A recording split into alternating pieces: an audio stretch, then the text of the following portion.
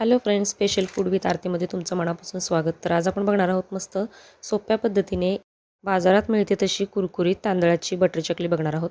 तर त्याच्यासाठी मी इथं 2 वाट्या पाणी घेतले. पॅनमध्ये गरम करायला ठेवायचं. त्यामध्ये ड्राय मसाले सगळे टाकून घ्यायचे.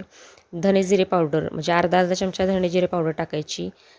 2 चमचे तीळ टाकायचं. लाल मसाला टाकायचा म्हणजे लाल जे मिरची पावडर असते, काश्मीरी मिरची पावडर ती टाकायची. पाव चमचा हळद आणि चवीप्रमाणे मीठ.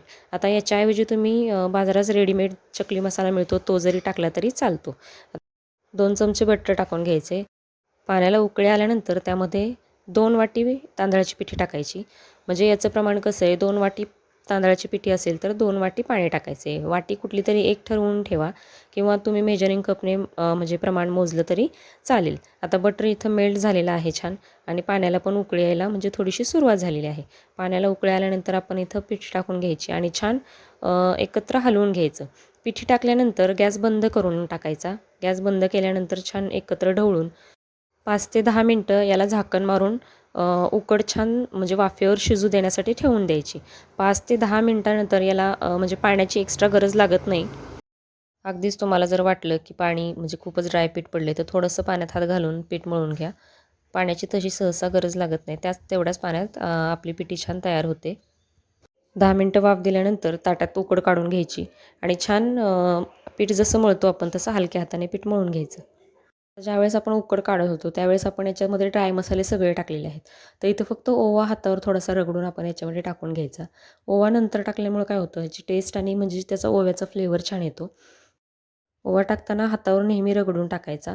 आता इथं पीठ एकदम सॉफ्ट आणि छान म्हणजे अगदी कडक पण नाही. त्याला छान आतून तेल लावून घ्यायचं म्हणजे जेणेकरून आपली जी पिठी आहे ती त्या साच्याला चिटकत नाही.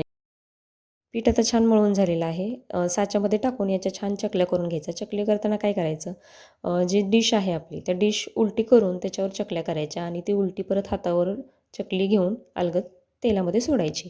तुम्ही इथं बघू शकता अशा पद्धतीने चकल्या करायच्या म्हणजे जेणेकरून चकली आपली एकसारखी येते आणि तुटत नाही.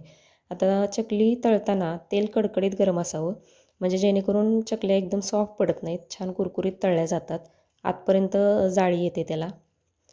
तर अशा पद्धतीने चकल्या तळून घ्यायच्या. छान कुरकुरीत आणि मस्त चकल्या तयार होतात. तर नक्की अशा प्रकारची चकली ट्राय करून बघा. आणि चॅनलवर जर नवीन असाल तर चॅनलला लाईक, शेअर आणि सबस्क्राईब करायला विसरू नका.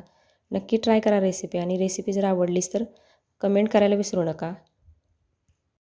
आणि तुमच्या फ्रेंड्स, रिलेटिव्स बरोबर जास्तीत जास्त शेअर करा रेसिपी. इथं तुम्ही बघू शकता कशी कुरकुरीत आपली चकली झालेली आहे. एक तोडून दाखवते तुम्हाला. त्याच्या आवाजावरून तुम्हाला समजेल.